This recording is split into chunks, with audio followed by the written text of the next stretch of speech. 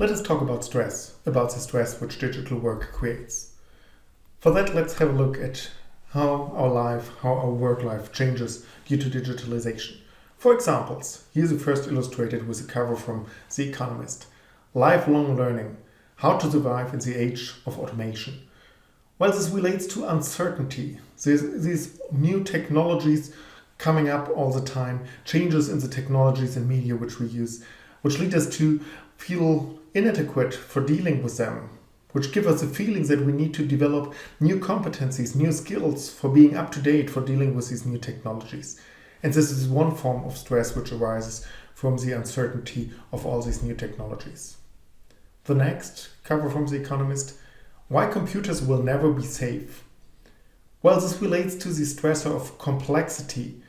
Again, we have a lack of skills to keep the computer safe. And in part, this is due to the designers and the programmers of the computers, but in part, it's also due to us, the users. And this leads us to stress that we can't cope with the complexity of keeping it safe. And the other aspect which I see in this story from The Economist is the invasion of privacy, that somebody grabs into our computer and there's private stuff on your computer, be it your work computer or your private computer, and somebody else intrudes it and invades your privacy. Then the next covers the AI, artificial intelligence spy. Well, this to me again relates to invasion of privacy. If you are spied on, if somebody observes you all the time, if you're, as you see on this cover, if you're on the spotlight all the time. And it also relates to performance control. It might not be only your private sphere, your privacy which is invaded, but colleagues or superiors at work might control your performance. And this might lead to stress. And finally, to not only talk about the work life, modern love, dating in the digital age. Well, there we see that we have an invasion of the digital technologies and media who come into the private domain, and we have in part blurring boundaries, not specifically with respect to dating, but blurring boundaries between work and private life. And this invasion, this permanently online, permanently connected, you never get rid of the digital technologies and all this connectivity. Well, this is another kind of stressor. So as you see, this is commonplace in how digitalization changes our life, our work life. Let's be a little more specific about what stress is and what stressors are. Well, here's a very simple model from occupational safety and health. It's this balance, this scale. On the one hand, you have the individual resources. On the other hand side, you have the demand, specifically here the psychological demand of work. And the demand pulls down the scale on the one side. And the spring on the other side of the scale holds back the weight. And if the spring is strong enough for the weight, for the demand, well, then the balance is in the middle, then these are good conditions. But the demand can be too high or it could be too low, given your strengths, your individual resources displayed by the spring in this example, in this figure here. And too high and too low, both are bad. On the one hand side, you would be stressed out. On the other hand side, you would be bored out. In typical work settings, being stressed out is more common, is more problematic than being bored out.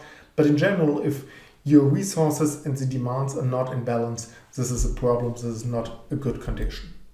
Let us illustrate this further with these additional figures here. What you see is not a psychological demand, but a physical demand.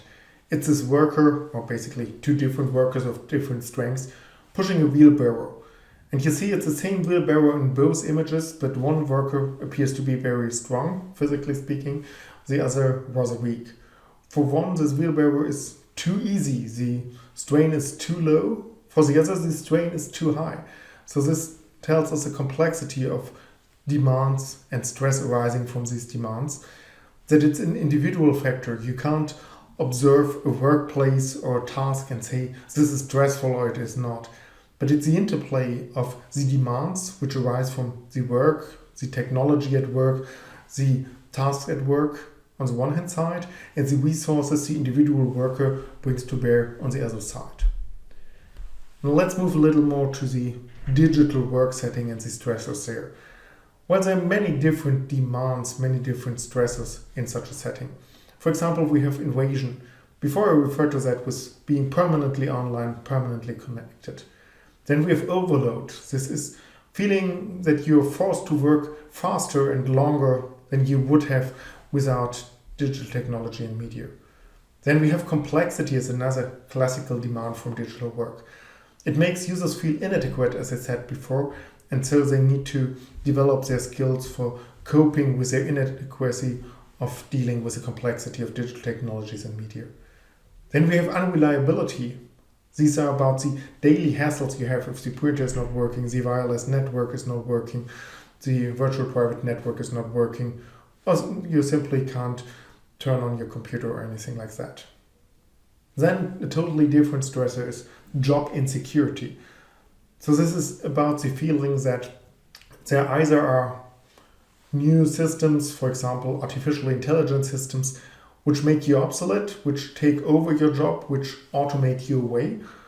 Or if it's not that strong part that a machine takes over your job, then at least it might happen that you're not skilled enough, you're not competent enough for dealing with all these new technologies to keep your job, and you're replaced by other more digitally literate employees. This is the job insecurity part.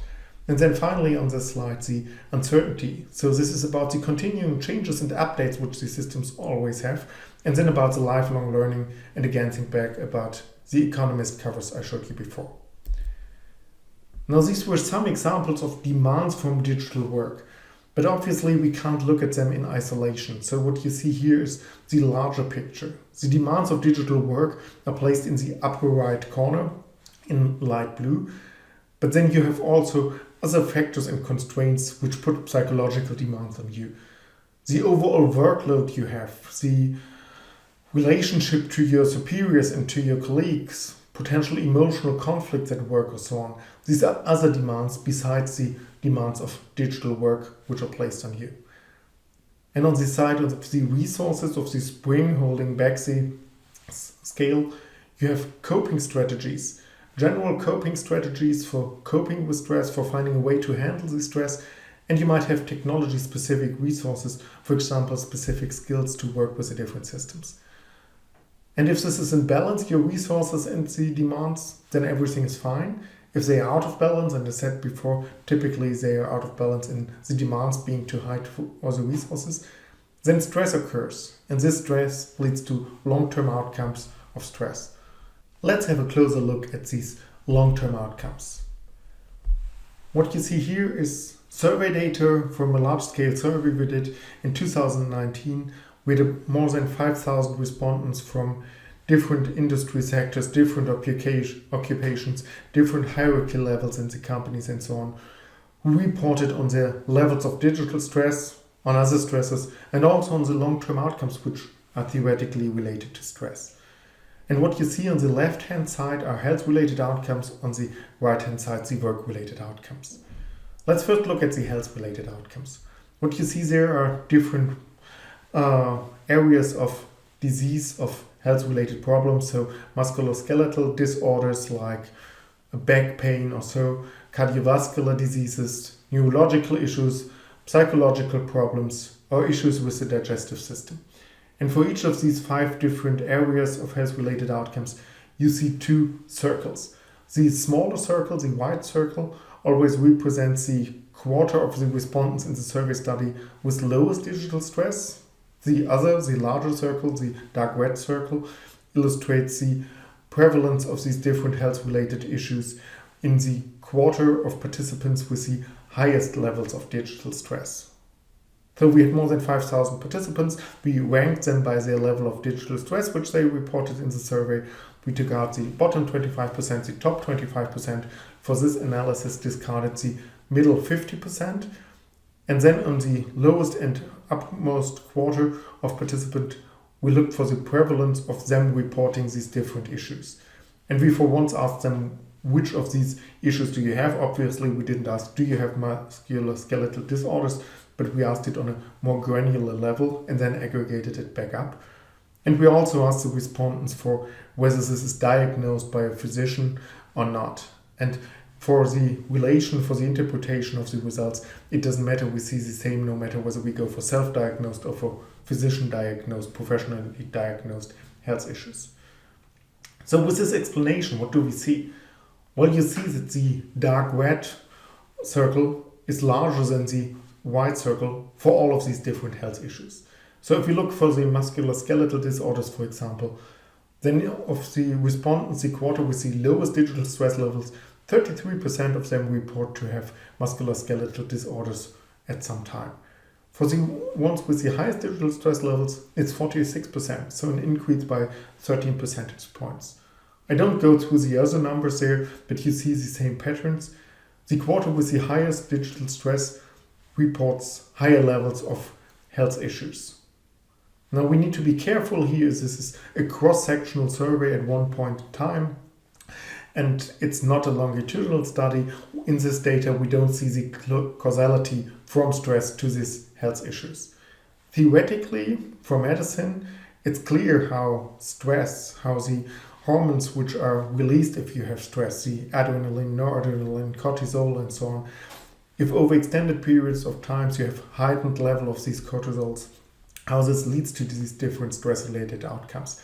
So from the mechanistic point in the background, from the biochemistry, from the medicine, it's clear that there can be a link. In the survey data, we see that there's a correlation, there's an association, but strictly speaking, in the data, we don't have the evidence for the causality.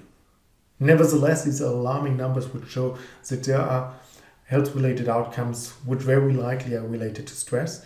And this leads us to the conclusion that we should take this problem serious and that we should think about how to manage stress for avoiding these health-related issues.